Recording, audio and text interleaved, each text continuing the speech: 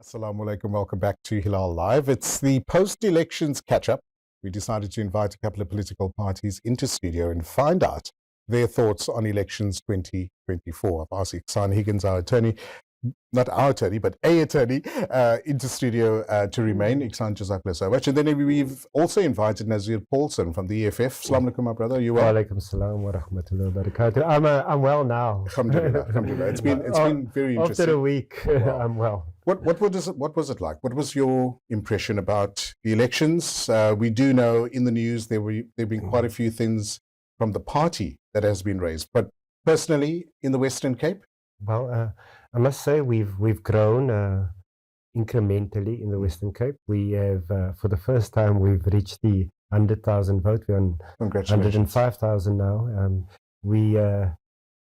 We have over 93,000 votes in the Cape Metro alone, and 93,000 votes is more votes than two ethno-nationalist party and pseudo-religious party put together. So I'm quite happy that people have chosen, the politics of economic freedom over any other form of politics.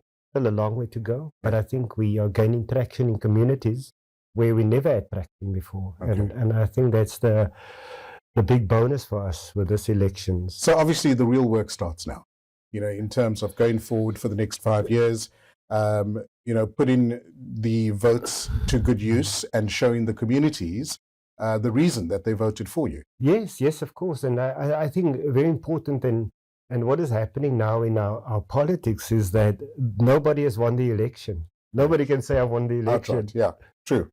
Anyway, on a national level, that is. So very important is that there'll have to be a government, a coalition government, in some form or the other. And the EFF has put its demands on the table as to what they would want from such a relationship. So that's very important. It's not saying like, what are you offering us? Which some other parties are doing. We are saying this is what we want because this is what we campaigned on and this is what we're going to stick to because this is what we promised voters we would fight for. Right. Ighsaan, that's the key word, put around at the moment. Yeah, but I think that Nazir speaks about 93,000 in the metro vote. That's substantial. Yeah, but now, I mean, that's good. But I don't know, there has been complaints about vote rigging. Right. And the first thing, and I was a bit shocked when I heard Julius Malema saying that they accept the outcome of the election, whilst there was still chaos happening at the counting center. Yes. So maybe Nazir, you can explain. Look, and I can explain that to you. So you see, so there's the democratic process of elections, right? And our democratic processes have to unfold. Elections has taken place. Right. We have to now go on to the next step. But it doesn't stop us from still interrogating those electoral processes that somehow seeks to undermine our democracy. We have to, and this is a way for also to get IEC to improve their processes. Right.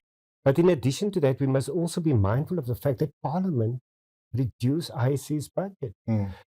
Because for the first time, a member or an employee of the IEC tells me that you can't wear your party shirt. I'm a voter. I'm not a party agent. I'm a normal voter.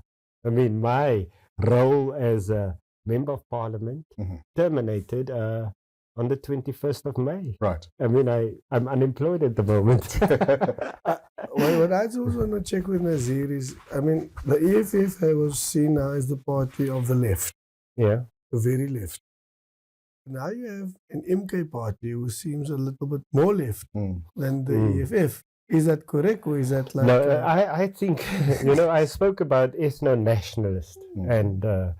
the MK is largely an ethno-nationalist party, and that's the reality. And I think the advent of the MK is going to work well in the favor of the EFF. You know what crazy radicalism is. as opposed to the EFF's thinking radicalism. So it's a very interesting statement. So our demands are rational. Yes, we agree that there's an issue with the election processes. Yeah.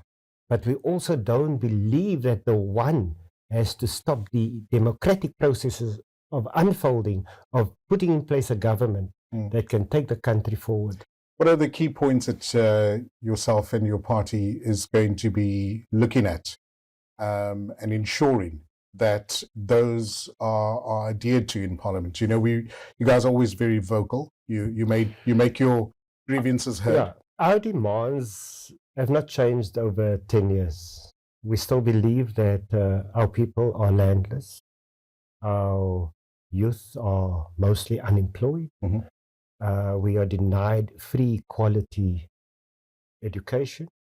We are denied free quality preventative health care. And many of our people are still landless, living in conditions of squalor. And those are the things that we want to change.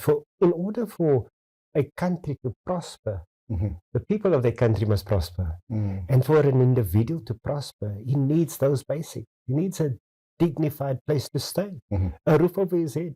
We live in Cape Town now. It's storming. I'm wearing a nice thick jacket.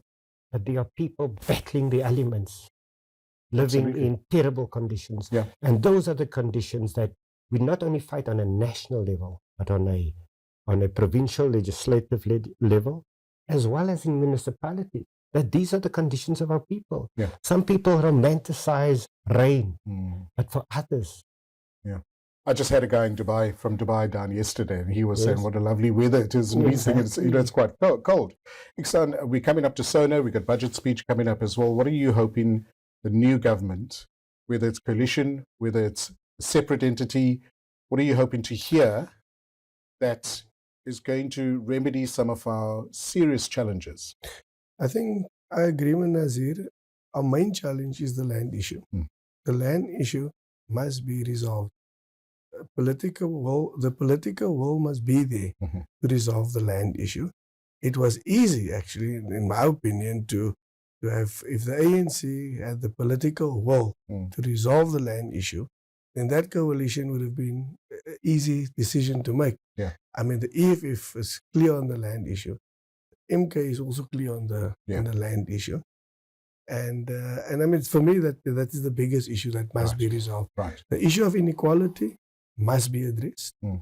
It cannot go on. We need to create a very, very strong middle class in this country. Definitely. Because the divide is way too big. And it's on the fence. You could fall either way. Mostly down. Yeah. Then we also need to deal with the issue of unemployment.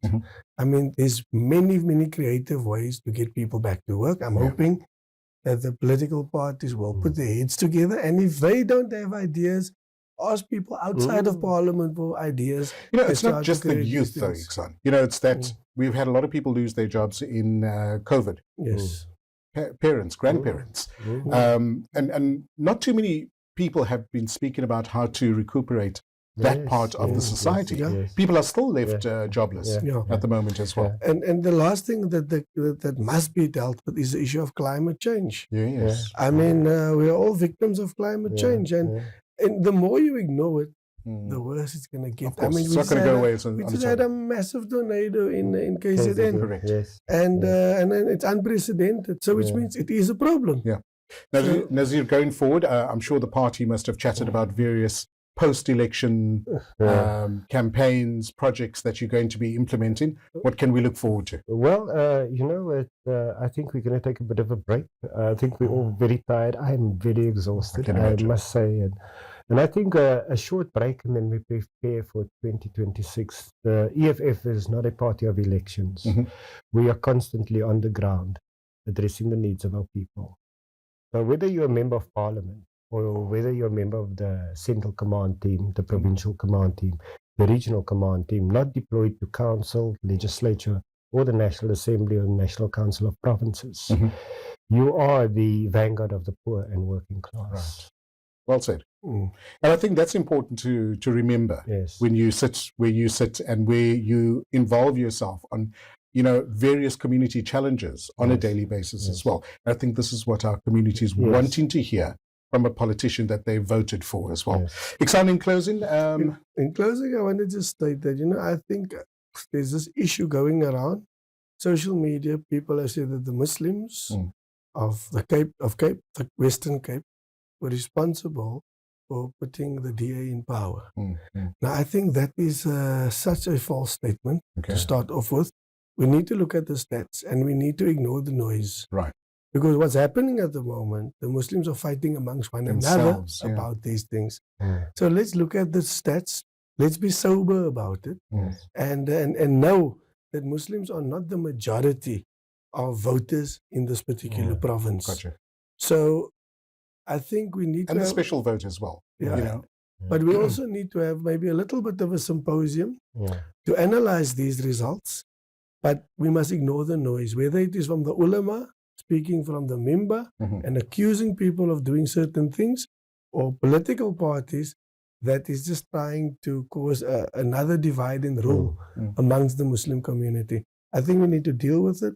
And once the stats are available, we make an informed decision, or rather an informed, can't even get to the word, but let's say we're going to be able to see whether in fact it is true, this allegation that Muslims put the DA in power. Gotcha.